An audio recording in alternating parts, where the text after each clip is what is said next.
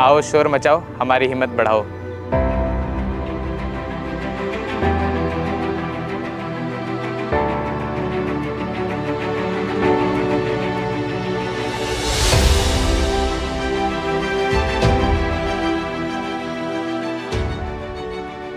Champions unseen के नए episode में आज हम कवर करेंगे एक बहुत ही यूनिक एनजीओ जो है cricket association for the blind Delhi chapter.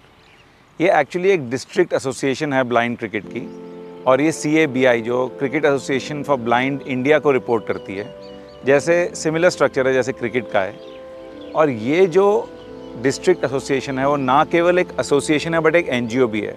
और इसके दो मेन ऑब्जेक्टिव्स हैं। नंबर 1 कि जो बेस्ट विजुअली इम्पेयर्ड प्लेयर्स हैं उनको ट्रेनिंग देना और उनको डिस्ट्रिक्ट लेवल पे, स्टेट लेवल पे, नेशनल लेवल पे खिलाने की अपॉर्चुनिटी देना।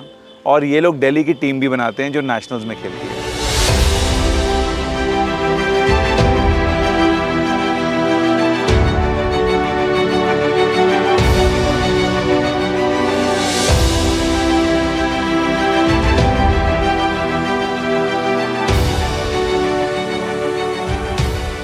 दूसरा इनका जो विज़न है वो ये है कि वो एक पाइपलाइन क्रिएट करते हैं टैलेंट हंट के थ्रू, जिससे और नए प्लेयर्स आके इस कैंप में जुड़ें, इस ट्रेनिंग में जुड़ें।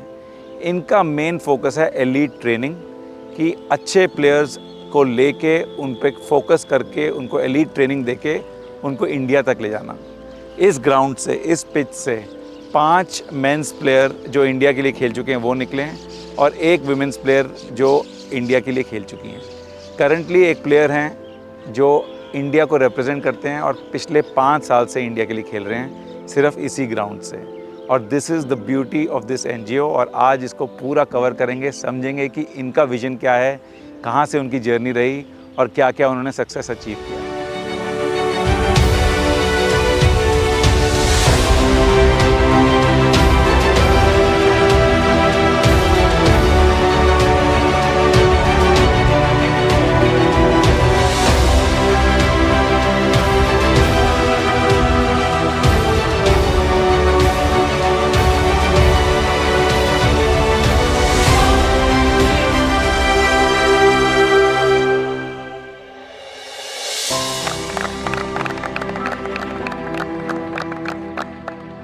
Myself Yogesh Taneja. I am the President of Cricket Association for Blind in Delhi and North Zone Secretary for Cricket Association for Blind in India. So मेरी जो जर्नी है 2018 में स्टार्ट हुई हमारी CABD के साथ, और अब 6 साल हो चुके हैं when we have given 5 players to Indian men's team and 1 player to Indian women's team. और इस जर्नी की काफ़ी अच्छी कुछ अचीवमेंट्स भी रही हैं, लाइक फर्स्ट एवर जो मैच है day night which was played under flood lights in India, that was organised by CABD between the teams of India and Sri Lanka in 2018. We have the credit to start cricket for women in India, and for that we hosted first ever bilateral series in 2018 between Delhi and Jharkhand women's teams. So इस तरह की कुछ और achievements हैं। और अगर हम बात करें इस जर्नी की तो अभी तक काफ़ी अच्छी जर्नी रही है। और by profession I am a banker, but yes cricket is my passion and I am ready to do everything in to promote cricket for blind. Yogesh sir, पहले तो सॉरी आपको इतनी गर्मी में परेशान किया। No problem. But more importantly sir, what you built is phenomenal.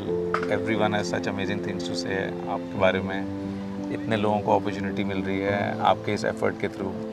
एक बार थोड़ा बताइए सर कि आपकी जर्नी कहाँ से शुरू हुई, आपने कब शुरू किया CABD, आपका क्या मोटिवेशन था कि यंग क्रिकेटर्स को, बडिंग क्रिकेटर्स को कैसे आगे बढ़ाएं, थोड़ा सा बताइए।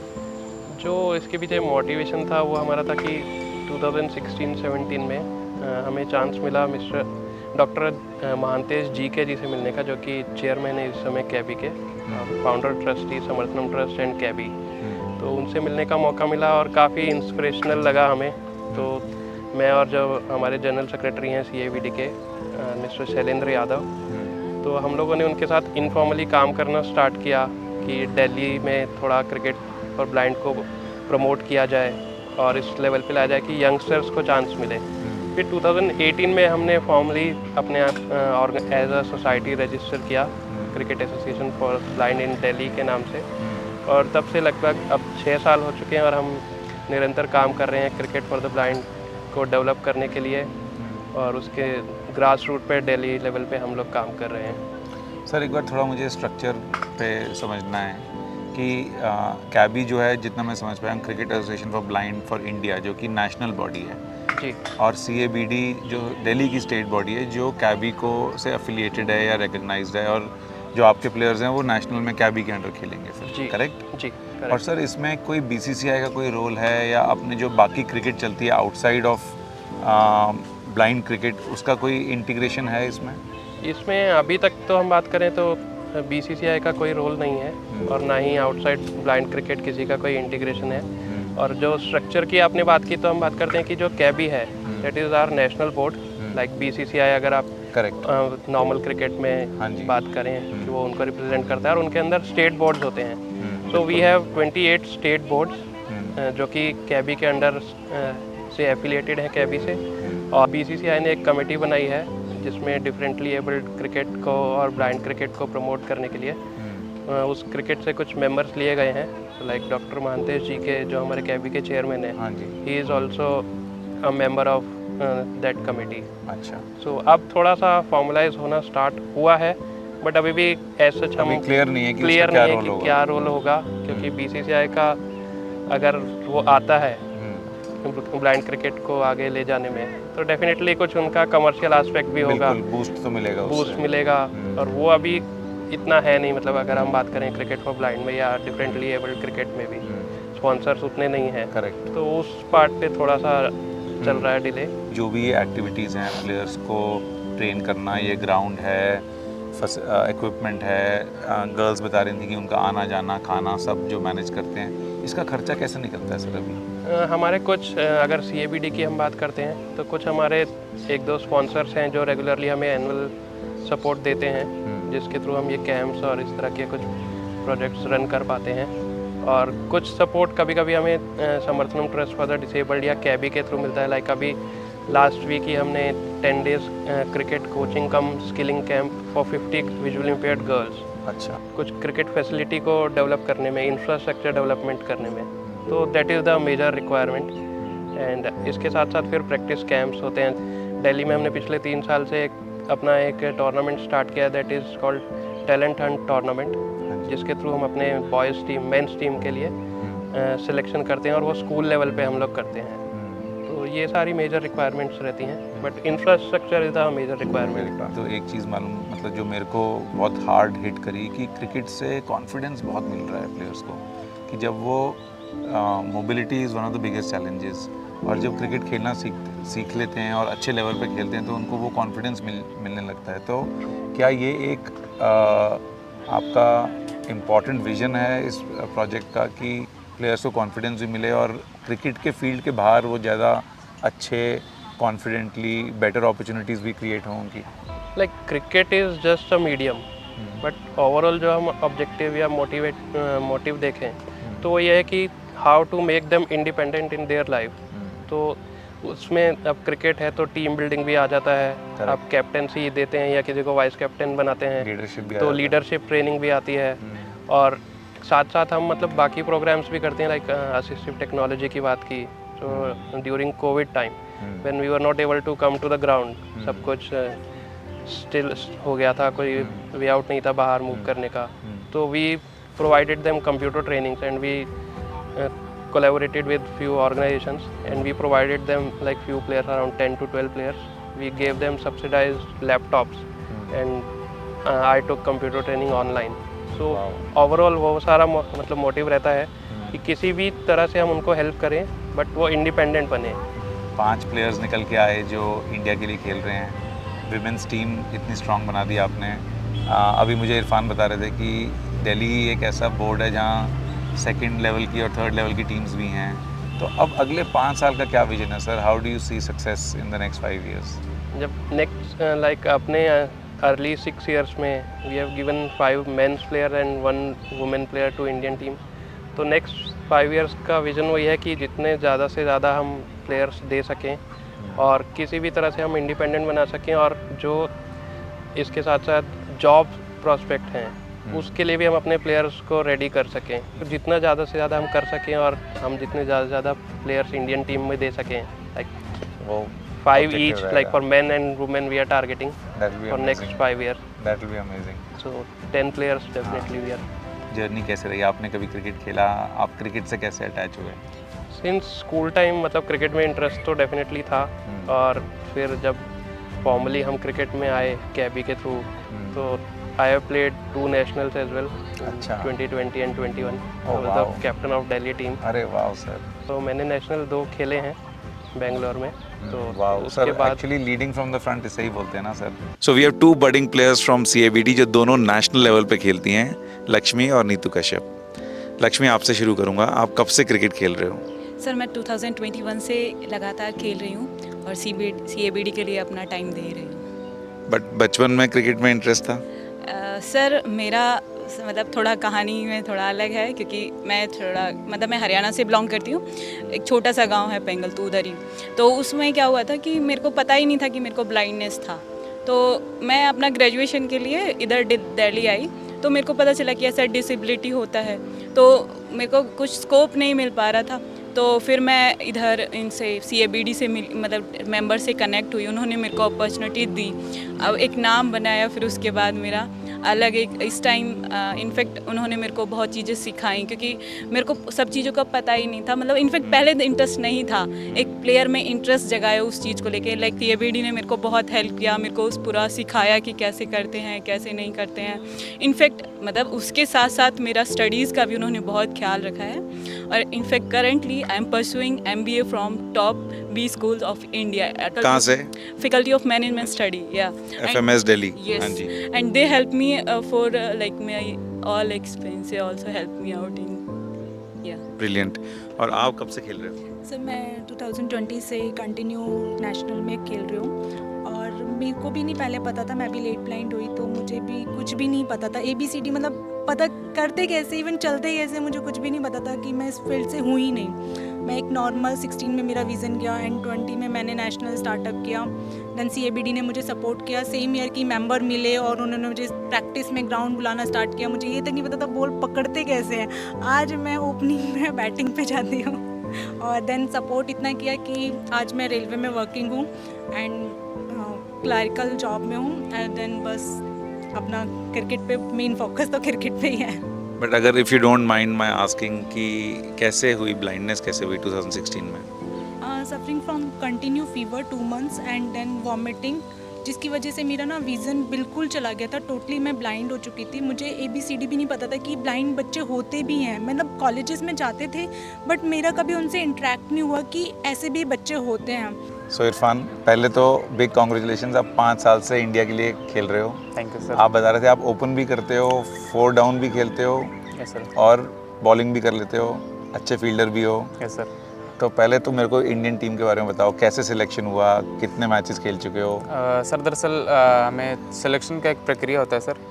पहले हमें अपने स्टेट के लिए खेलना पड़ता है, और उससे पहले स्टेट खेलने से पहले आपको स्कूल जोनल ये सब खेलना पड़ता है सर। तो हमने पहले स्कूल जोनल खेला, उसके बाद दिल्ली के लिए खेला। दिल्ली के लिए कम से कम 2 साल मैं लगातार खेलता रहा। उसके बाद मुझे वर्ल्ड कप के लिए, और पहले फर्स्ट ऑफ ऑल इंडिया के लिए जो बायलैटरल सीरीज़ थी उसके लिए मेरा नाम गया। तो वहाँ पे बहुत सारे लोग थे, टॉप 56 होता है सर। 56 लोगों की एक टीम आती है, उसमें से 29 का चयन किया जाता है पहले, और फिर उसके बाद उसमें से 17 का चयन किया जाता है। तो ये काफ़ी लंबा प्रोसेस हो जाता है सर। अगर देखें तो एक डिसेबिलिटी जो ब्लाइंड के लिए, कि कभी कैंप दूसरी जगह है, कभी दूसरी जगह है, और एक एक्सेसिबल चीज़ें भी कई बार हमको नहीं मिलती हैं। और कहाँ कहाँ ट्रैवल कर चुके हो अभी मैचेस खेलने सर के लिए? मैं फर्स्ट टाइम गया था दुबई, अच्छा। 2021 में, और सेकंड टाइम मैं इंग्लैंड ट्रैवल किया सर, जो हमारा इप्सा वर्ल्ड गेम्स था सर। उसके लिए इप्सा वर्ल्ड गेम्स जैसे सर वर्ल्ड कप की तरह होता है, और बहुत बड़ा गेम है हमारे लिए। एक ब्लाइंड फील्ड में सर कहे तो बहुत ऊँचे लेवल का स्तर का गेम है। तो सर उसके लिए मैं इंग्लैंड ट्रैवल किया था। उसमें बहुत सारी टीमें आई थी, जैसे वर्ल्ड कप में टीमें आती हैं, और वहाँ पे सर हम सिल्वर मेडलिस्ट रहे थे। और मैंने एक वर्ल्ड कप भी खेला है अभी 2023 वाला, और इसमें 8 टीम में पार्टिसिपेट की थी, जिसमें हम विनर रहे थे सर। अच्छा, और winner ये रहे इसका थे? फाइनल एम चन्ना स्वामी में हुआ था, बेंगलुरु में। वाह वाह, कॉन्ग्रेचुलेशंस। Thank you sir. तो इरफान, एक बात मतलब if you don't mind asking, आपने मेरे को बताया था ऑफलाइन कि आप बचपन से ही आपके रेटिना में इशू था, थोड़ा एक्सप्लेन करिए कि क्या प्रॉब्लम क्या है एग्जैक्टली। सर एग्जैक्टली बात यहाँ सर कि मेरा और मेरे भाई का सेम प्रॉब्लम है। हम बाई बर्थ जो हमारी रेटिना है सर, वो धीरे धीरे जल रही है। वो जो आँख का पर्दा होता है वो धीरे धीरे ख़राब हो रहा है। तो इसके लिए मैं सर जांच के लिए एम्स में भी गया, और बाकी दिल्ली में दरियागंज जितने अच्छे अच्छे हॉस्पिटल हैं वहाँ भी गया, बट वो लोग कहते हैं कि इसका हमारे पास कोई इलाज नहीं है। लक्ष्मी, आप कुछ अभी बता रहे थे कि मोबिलिटी की जब कुछ ब्लाइंडनेस आती है तो मोबिलिटी को एक तरीके से एक वो टूल है, उसको आप थोड़ा मेरे को एक्सप्लेन करिए उसके बारे में। सर मैं बताती हूँ, जैसे हम मतलब टोटली ब्लाइंड होते हैं, इनफैक्ट पार्शली ब्लाइंड भी होते हैं। तो उसमें क्या होता है कि जैसे हम कहीं भी जा रहे हैं तो सबसे हमारा मोस्ट इंपॉर्टेंट क्या होता है कि हम रोड पे जा रहे हैं तो इंडिपेंडेंट रहें। और स्पोर्ट्स सर उस चीज़ को स्टेबिलिटी बनाने के लिए, कॉन्फिडेंस हमारे अंदर लाने के लिए, क्योंकि यदि हम टोटली ब्लाइंड होते हैं या फिर पार्शली ब्लाइंड होते हैं तो हमको एक कॉन्फिडेंस की ज़रूरत रहती है, क्योंकि हम एक रोड पे जा रहे हैं, भाई इधर से कोई आने वाला है, इधर से कोई आने वाला है। तो उस चीज़ के लिए हमको अपने आप में कॉन्फिडेंस, और जो सर स्पोर्ट्स ने हमको, हमारी क्रिकेट ने समर्थन हमने बहुत दिया है, जिसकी वजह से हम हमारा पूरा टीम बहुत अच्छे से अपना परफॉर्म कर रहा है लगातार। हमारा लगातार अभी जीते नहीं है, लेकिन हर बार रनर अप हम रहे हैं। हमारी जो टीम है ना वो मोस्टली वर्किंग है या फिर स्टूडेंट्स हैं, तो उन टीम को इकट्ठा करने में थोड़ा टाइम लग जाता है, जिसकी वजह से हमारी टीम में थोड़ी कमियां रह जाती हैं। तो देन हम इसी को इम्प्रूव करने के लिए हम सारे सैटरडे संडे में और इस ग्राउंड में आते हैं। और देन कैब भी हम लोग के लिए इतना मैनेजमेंट करता है CABD समर्थनम कि हमारा सुबह से आना जाना, इवन खाने तक का हमारा, और सेफली आप घर पहुँचे हैं या नहीं पहुँचे, इस चीज़ का प्रॉपर हमारा ध्यान रखा जाता है।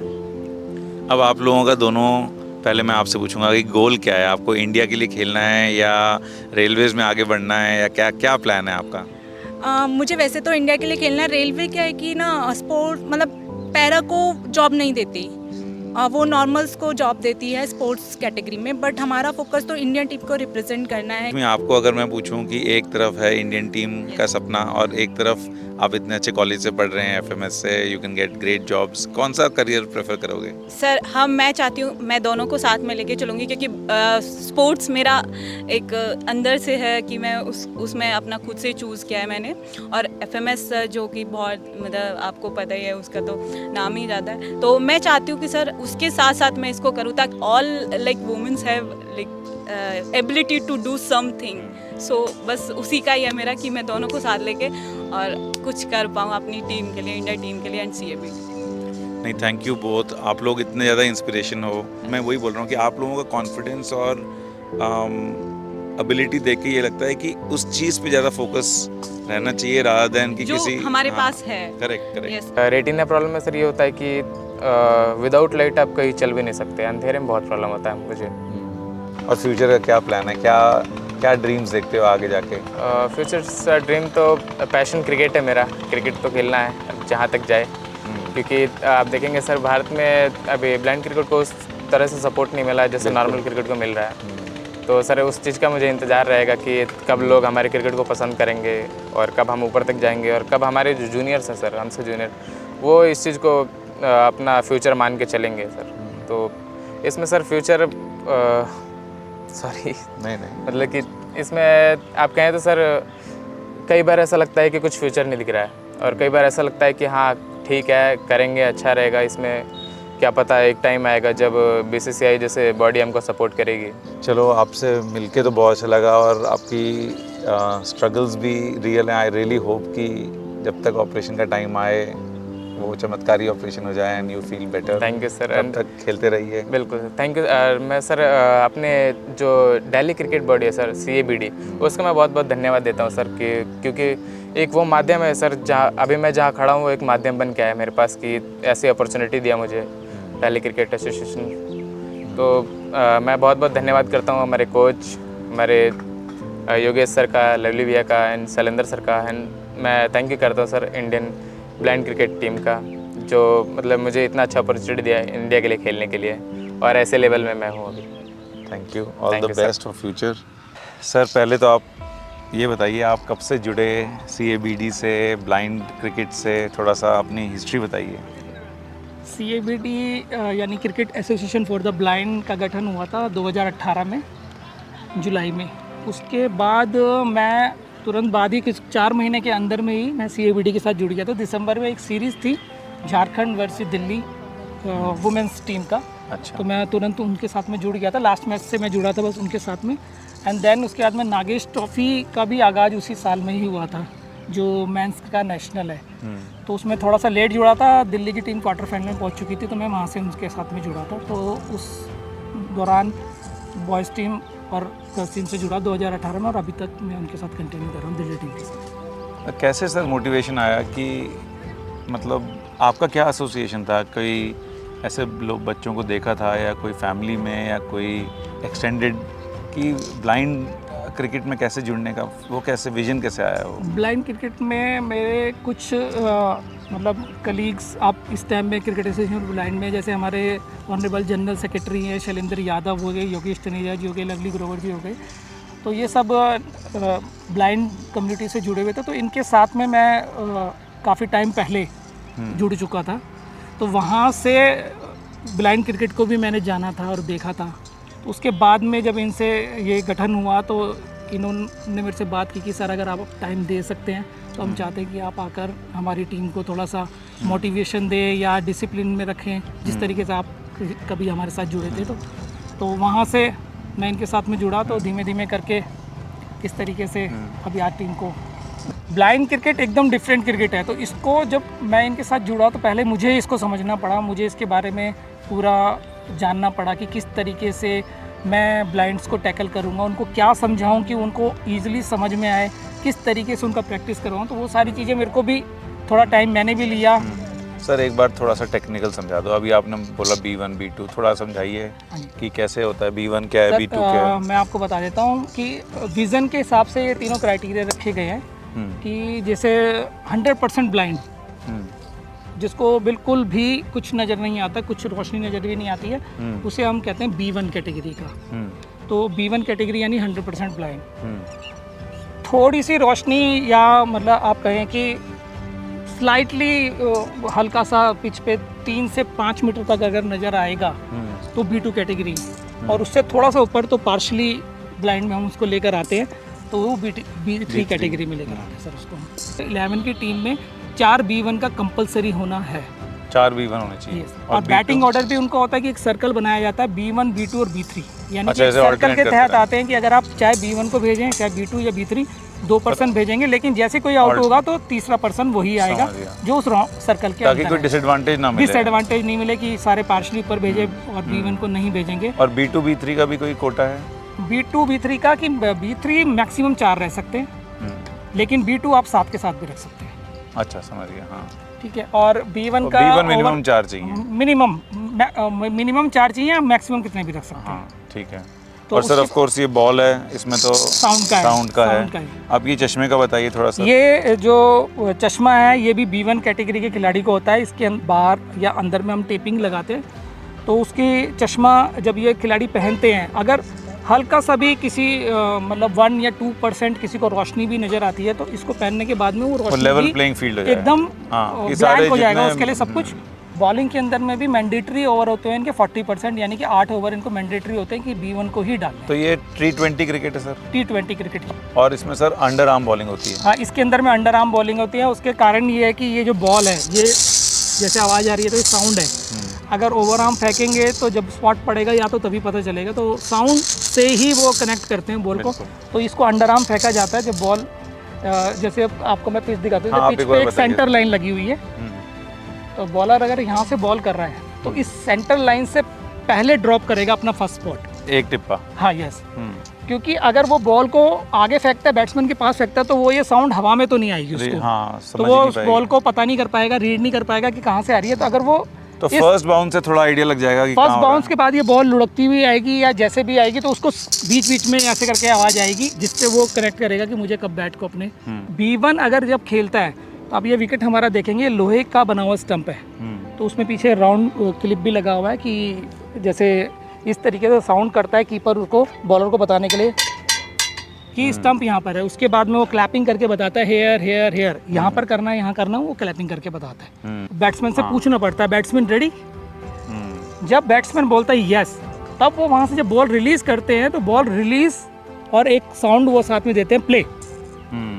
खेल के देख लो आप। सर खेलना तो चाहता हूँ पर ये ना लगे कि नहीं तेज नहीं मारेगा, आप आओ। नहीं डिसरिस्पेक्टफुल ना लगे कि नहीं सर बिल्कुल नहीं, सर को दियो भाई कुछ दिख नहीं रहा, कुछ समझ नहीं आ रहा। कोई नहीं, आप आओ, मैं आपको बताऊंगा।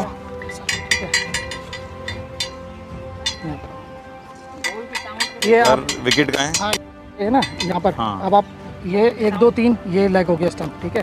एक सेकंड। हाँ ये लेग स्टंप है, मिडिल बॉल। हाँ जी